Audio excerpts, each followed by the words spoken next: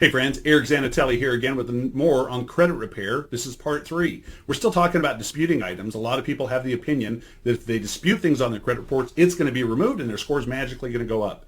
The truth is, unless you have documentation documenting and proving that the debt on your credit report is not yours, disputing will not remove it from your credit report.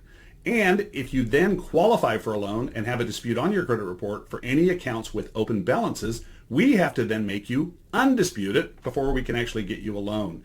So instead of playing that game, I suggest you connect yourself with a lender like us who loves to help people get from where they're at to where they want to be. In fact, we help an average of 1.5 to 2 clients a month that we started with 6 to 12 months ago, get them from where they were to where they are now so that they can buy a house. And we would love to help you with the same thing. We know the credit scoring algorithm frontwards and backwards. We know the fastest way to move your score up. If you have any questions about this, please put them down below, private message me or give me a call because my team and I want to add you to the list of people we're helping in 2025.